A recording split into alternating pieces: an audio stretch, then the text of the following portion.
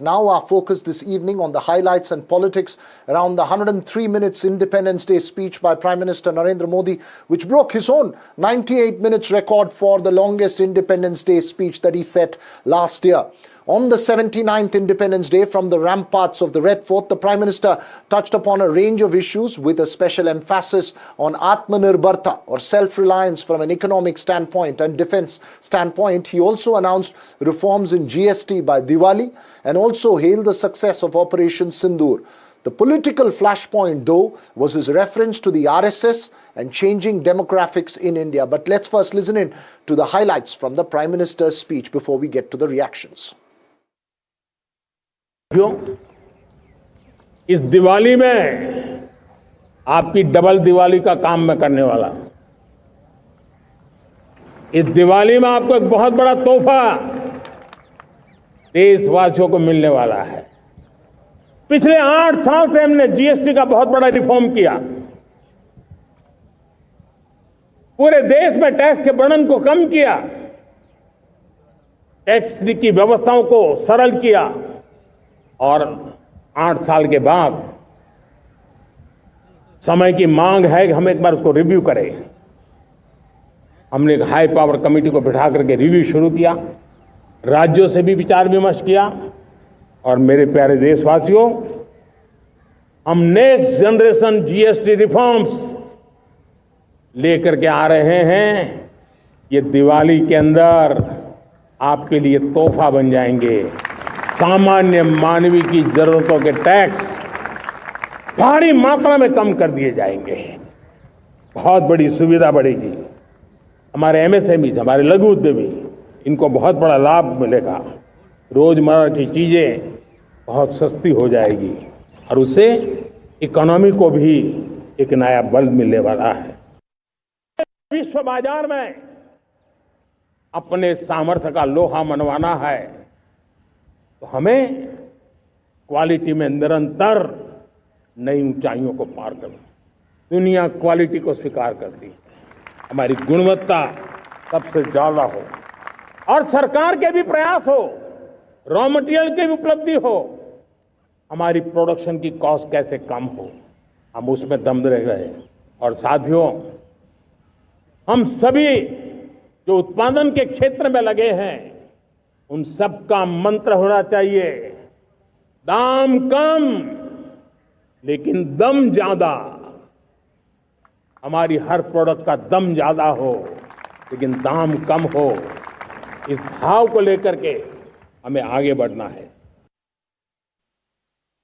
हम सब जानते हैं, आजादी के बाद कोटि कोटि जनों के पेट भरना बड़ी चुनौती थी। कि यही मेरे देश के किसान हैं जिन्होंने खून पसीना एक करके देश के अन्न के भंडार भर दिए।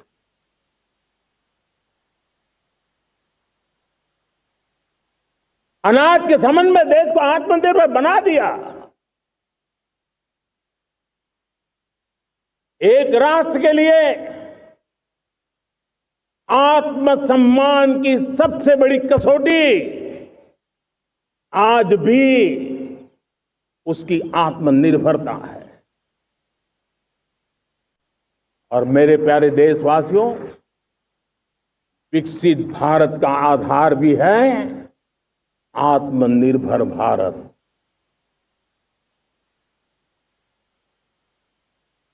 जो दूसरों पर ज्यादा निर्भर रहता है, उसकी आजादी पर उतना ही बड़ा प्रश्न चिन्ह लग जाता है। और दुर्भाग्य तो तब बन जाता है जब निर्भरता की आदत लग जाए। आत्मनिर्भरता का नाता हमारे सामर्थ्य से जुड़ा हुआ है और जब आत्मनिर्भरता खत्म होने लगती है तो सामर्थ्य भी निरंतर क्षीण होता जाता है। और इसलिए हमारे सामर्थ्य को बचाए रखने, बनाए रखने और बढ़ाए रखने के लिए आत्मनिर्भर होना बहुत अनिवार्य है। आज से 100 साल पहले एक संगठन का जन्म हुआ, राष्ट्रीय स्वयंसेवक संघ। 100 साल की राष्ट्र की सेवा एक बहुत ही गौरवपूर्ण स्वर्णिम पृष्ठ है। व्यक्ति निर्माण से राष्ट्र निर्माण के संकल्प को लेकर के 100 साल तक मां भारती का कल्याण का लक्ष्य लेकर के लक्षावधि स्वयंसेवकों ने मातृभूमि के कल्याण के लिए अपना जीवन समर्पित किया है। सेवा, समर्पण, संगठन और अप्रतिम अनुशासन, ये जिसकी पहचान रही है, ऐसा राष्ट्रीय स्वयंसेवक संघ दुनिया का ये सबसे बड़ा एनजीओ है। एक प्रकार से देश गर्व करता है राष्ट्रीय स्वयंसेवक संघ की इस 100 साल की भव्य समर्पित यात्रा को, और हमें प्रेरणा देता रहेगा। As I mentioned earlier, that reference by the Prime Minister to the RSS, where he praises the Sangh as the world's largest NGO, drew an extremely sharp reaction from the opposition, which had accused the government repeatedly, remember, of distorting history. The Congress questioned the political message from the reference to the RSS and also questioned the Prime Minister's reference to the demographic mission. AIMIM chief Asaduddin Owaisi said glorification of the RSS was an insult to the freedom struggle. Listen in to the opposition reactions to the Prime Minister's speech. Bharatiya Janata party के प्रधानमंत्री जी हैं और Bharatiya Janata party का जब पहला अधिवेशन हुआ था, भारतीय जनता पार्टी ने तय किया था कि सेकुलर एंड सोशलिस्ट रास्ता अपनाएंगे, लेकिन संघ का और उनके परिवार के लोगों का जो संघ परिवार है उसका रास्ता सेकुलर और सोशलिस्ट नहीं है। ये मुंह से तो हैं स्वदेशी, लेकिन मन से नहीं, मन से विदेशी हैं। हमारे देश में दो विचार हैं। वो विचार उन लोगों का जिन्हें आरएसएस पे गर्व है, और वो विचार उन लोगों का जिन्हें गतिविधियों से कष्ट है आरएसएस की। आज का दिन इस बहस को छेड़ने का नहीं था। ये बहस छिड़ी हुई है देश में, लेकिन आज का दिन एकता का दिन है। आज का पर्व एकता का पर्व है। आज के दिन ये बहस नहीं छेड़नी चाहिए थी, और हम इस बहस में आज के दिन नहीं पड़ना। मतलब चुनाव में अगर आप ऐसा बोलते हैं तब भी अच्छा नहीं लगता, लेकिन लाल किले की प्राचीर से जब आप इस तरह की चीजें कहते हैं जिसमें असत्य काफी मात्रा, प्रचुर मात्रा में होता है, जिसमें इतिहास को विकृत ढंग से प्रस्तुत किया जाता है, जिसमें नफरत और बेमनसता को लेजिटिमाइज किया जाता है, और मैं समझता हूं कि प्रधानमंत्री जी उसके बाद अगर चाहेंगे कि सबके प्रधानमंत्री हों तो दिक्कत होगी। That's not the only political confrontation that played out on Independence Day. Down south, the confrontation between the Raj Bhavan and state government remained intense in Tamil Nadu, with Chief Minister M.K. Stalin boycotting the governor's reception and using his Independence Day stage to hit out at the centre for eroding state powers and federalism. He alleged that there was a bias in funds allocation to the state on the on the eve of Independence Day. Remember, Governor Ravi of Tamil Nadu had alleged increasing drug cases, suicides, and failing government school standards in Tamil Nadu. In neighbouring Karnataka, Chief Minister Siddaramaiah used his Independence Day address to emphasize on the success of the state's guarantee schemes. So, messages coming from all across on Independence Day. But our special focus this evening, though, is on the large global message from India this Independence Day, especially in the midst of tariff trouble from the United States. So, what's the big takeaways on that front from the Prime Minister's speech? Joining us this evening, former Foreign Secretary of India Shashank Naganand Doreswamy of Idea Spring Capital, Foreign Affairs expert Robin Sachdeva, and economist Nirupama Soundararajan. Thanks to all of you for joining us here on the Southern View this evening. Ambassador Shashank, my first question to you, while the reference to Atmanirbharta is not new, the emphasis on it and the references to an Iron Dome or Sudarshan Chakra do send out a larger message to both the country and the world on India's position in an atmosphere of threats, both from tariff to nuclear. Well, you're quite right. The message is mainly for the Indian people to take all the efforts necessary to become Atmanirbhar to make India a Vikasit Bharat by 2047. But we have to also keep in mind that behind Prime Minister's speech, there were also the feeling that what had happened in Pahalgam and how Operation Sindoor had been carried out successfully and needs to be carried forward further to strengthen the Indian defenses. And so therefore Sudarshan Chakra and all the other elements of his speech which have been made on Atmanirbharta in the defense sector. I think that is a very important message which has gone, that Pakistan has been able to convey, especially to the United States and the West, that they would have become a nuclear weapon threatening state. In fact, recently they actually announced that they would take down half of the world. So therefore, Americans somehow they came under the impression that Pakistan needs to be placated. Now, Prime Minister has made it very clear that we will not be bothered by this nuclear blackmail. So I think that is one message which has gone out very clearly. The point is that as regards the American tariff question, there, of course, Atmanirbharta means that we will take care of our own interests, but it is not a message to America that we are going away from them. I think Prime Minister has left the whole gamut of relationship with the Americans open, that depending on how things develop, because I think President Trump himself has said that it is now the question of negotiations between USA and Russia that will shape as to how the tariffs will figure out for India. I think therefore we really don't have much to do on that. We just have to make sure that the peace is reached there, and hopefully they will come to an understanding between the two nations. And then in the meantime, we develop our own Atmanirbharta and develop partnerships with other countries, and MSMEs, etc. are strengthened in India. Third threat which Prime Minister has mentioned is about the illegals, because we have a parallel target of 2047 to convert India into an Islamic state. So Prime Minister has not said about that, but he has said that we will not allow the country to go into the hands of the illegals. And so therefore he has taken strong measures against that. So the threats which are there, the challenges which are there before the country for the next 10, 15 years, he has spread them out very clearly. On that note, let me go across to Naganand Doreswamy. Naganand, you've followed the deep tech and defense space very, very closely as an investor. What do you think are the key challenges as far as India is concerned in becoming Atmanirbharta or self-reliant and becoming the powerhouse in those sectors? So Veera, we have discussed this in your show as well. I think the will definitely exists now, right? And then all the external factors that are influencing it is making the will even stronger. What I believe we have to focus even a lot more than what we are doing today is, one, in terms of policy, and two, in terms of capital allocation. Capital allocation, both from the government perspective and also from the private sector perspective, because one of the key things that we really need to do is, keep investing more in research, right? Because we do a lot of development, we still don't have significant capacity in research. So I think we need to build that base quite a bit.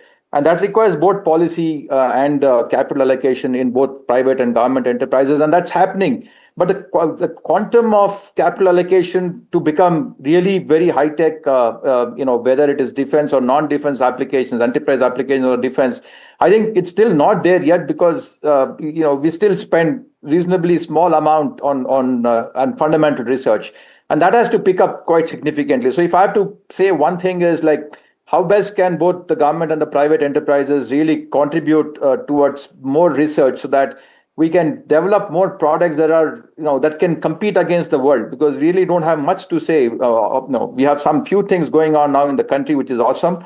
But I think we need to keep our eyes very, very focused on both capital and policy. Right, you're making an important point. Nirupama Soundararajan, from an overall economy point of view, while it sounds really great to talk about self-reliant, we still have some crucial challenges to make that a reality. Leave the optics aside, but I'm talking of the substantial conversation that needs to happen bottom up. So I think there are two or three things. If you look at the speech, I think he's called for three areas where he clearly wants us to build self-sufficiency, I think, within his this term of his, which would be in your EV battery technology and basically green hydrogen, in terms of fertilizers, and obviously in terms of reducing our dependence on crude. I think these are three that is there. But if you look at the other parts of his speech, he's calling again for reforms, which is in terms of reducing costs of compliance, particularly for small businesses, a more integrated approach of aligning MSME businesses with the global manufacturing chain and value chain. And I think all these are important. But the fact of the matter is, none of these are particularly new reforms that have been announced. He has reiterated them and he has spoken of them again, and there is renewed emphasis against what is happening globally. But in terms of actual implementation, I think one needs to see how this is going to translate into specific policies. And I think till that comes out, it's going to be pretty much status quo. Right, you're saying that till there is details, it's still just a statement of intent at some level. Robin, Sachdeva, as we speak of all this, we're running up for the Trump-Putin meet as well. What would be your key takeaways and the larger message from both the Prime Minister's speech and in context of the larger global scenario at the moment? Quick points maybe. One, the world is right now what I define as a new world matrix under construction. The world is rebooting after COVID and Ukraine war. All nations are figuring out their own calculus, big picture. Secondly, regarding India, I think it's a wake-up call for India. I think it's a historic time in our nation. Korea's, Japan's were not built in a single day. We hear that, we have to work hard, we will do this. When and how will we do this? The nation has to work hard. And by the way, theoretically speaking, I've been asking about a 6-day work week, which would add 2% to India's GDP. It's a controversial question, keep it aside, but I think it's that dire a moment in our nation's journey as of now. Secondly, in terms of the Alaska meet and its outcome, definitely yes, whatever happens there, probably the outcome we won't see any rosy outcome. I don't know. We'll at best see a status quo. The point is, what kind of outcome would reduce the secondary sanctions on India? I'm not very positive that there will be some outcome wherein Trump goes back and later on says, okay, Putin is working with us, now we waive off the secondary sanctions. No, I think the secondary sanctions would continue. But if there is a peace, at least, in fact, we have put out a press release yesterday being carried out, that if Trump achieves a 30-day ceasefire right now with Putin, India should award him the Gandhi Peace Prize. Okay, you're making an important point there. Ambassador Shashank, oh, yes. How would you weigh in yes. on that meeting that we're going to head, that's going to play out on television screens perhaps all through tonight in terms of breaking news? Well, I cannot disagree with my friend Robin Sachdeva because he does a lot of thinking on the international affairs, keeping in mind India's interests as well as the tremendous efforts which have been made in promoting relations between India and USA on a long-term basis. So I think that needs to be carried on, and I think if President Trump can come to India and he can also live by the Gandhian principles, why not? I think that will be a great idea. Right, but as you say that, very, very briefly, sir, I'm running completely out of time. What would be the key points that India would be looking as the outcome of that meeting becomes public? I think President Trump has already started giving some concessions on the sanctions to the Russians. I think so long as that continues, which means that there is a likelihood of some kind of a ceasefire arrangement for next, whatever, 30-day period or whatever it is. And I think it is really Ukraine which has to make up its mind, and the Europeans have to make up their mind that there is no point in carrying on this war unnecessarily. And when India talks about it, when USA talks about it, they should listen to it carefully. And President Putin, I'm quite sure that he is mindful that this is a historic opportunity for him to carry out a new kind of a lease of life for the whole world. And I think we should really look forward to a better situation after the Alaska meeting. They may have to meet again. That's a different matter. Right. Robin, very, very briefly. Sure. Sorry, what? No, would you just your last thoughts on that meeting that's going to play out? Anything you'd like to add? No, absolutely. Absolutely. Ambassador Shashank is the wisest owl in this room, if I were to say, the wisest person. And his experience, especially to be noted, you see, we should not, on a knee-jerk basis, write off our America-India relationship. There's a lot out there. There's a lot out there in the future. But for the time being, maybe some kind of duck diplomacy, be calm on the surface, be paddling like hell under the water. And paddling like hell under the water means tightening our belts. We need to work harder in our country, improve our quality. We will not be able to, create everything in our own country. No country can ever do that. But we have to move towards that more. Right. As far as this Trump-Putin meeting is concerned, I really don't know. The whole options is there. What could be, but most probably nothing much would change. As Ambassador Shashank says, there would be a next round of a meeting. So I'll have these to leave. immediate... I'm really sorry to interrupt you, sir.